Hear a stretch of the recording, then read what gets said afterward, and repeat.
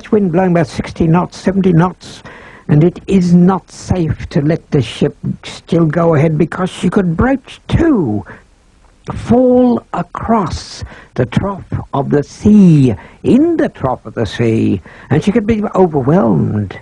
The seas smashing on board, smashing the hatches in, breaking into the hold. And the ship can't take that. There's a big sea running there, much higher than the ship.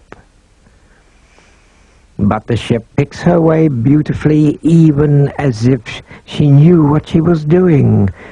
Through the perfection of grace and sea kindliness necessarily developed and built into those noble hulls. These were beautiful ships.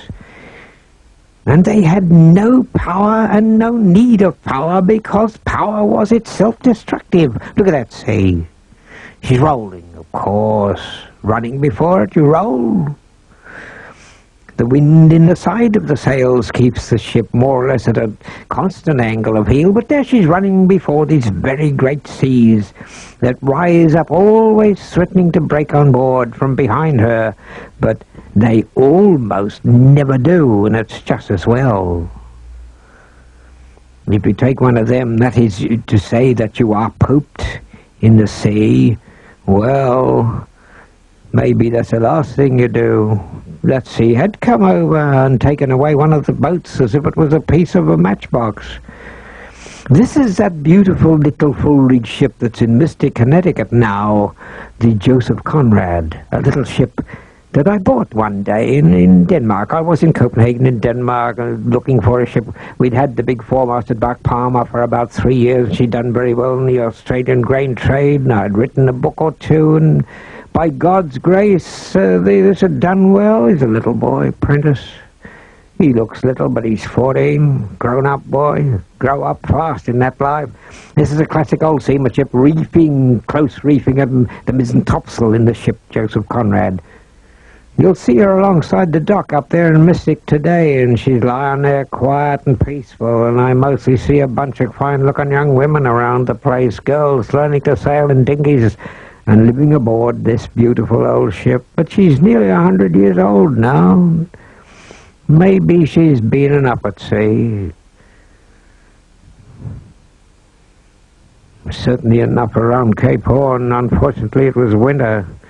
I was coming from Tahiti to New York direct. Took me, if I remember rightly, about 93 days. She's making about 11 knots, which is pretty good speed, because she was a small ship. You'll see that for yourself if you go to Mystic.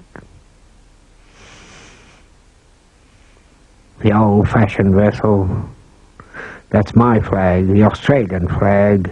I am Australian. I flew the Australian flag.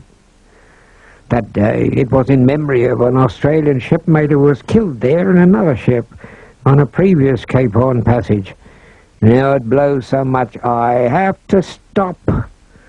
I don't want the ship smashed up, because that ship was vulnerable. If the sea smashed the deck houses, then the water would come below. In our grain ships, the hatches are battened down and the sea cannot get below, and thank God for that. So I put out some oil, I watch for an easing in the wind, and the wind is fair, and I want to use it. It does ease, and now I've got her under sail again, underway, running, picking her way, even as if she might have had her own eyes. So graceful were these ships developed. They had to be developed into grace and beauty to survive in this kind of thing, using only the forces provided by the Lord for the progress of ships at sea. And this sufficed for the first 3,000-4,000 years, and it has only been given up in my lifetime. So I have taken a real interest in. There's a nasty squall driving over there.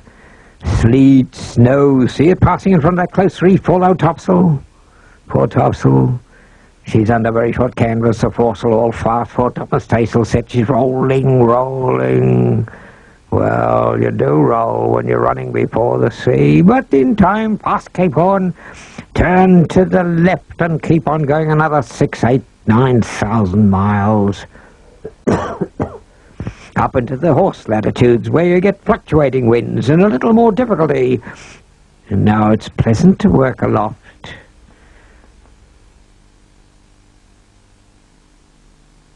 And we can spare a moment or two, an hour or so, to get outside the ship on a quiet day and get a few pictures. And the helmsman comes to the wheel without his shirt, and the young boy is fixing the rigging aloft, fixing the gear, always looking after it.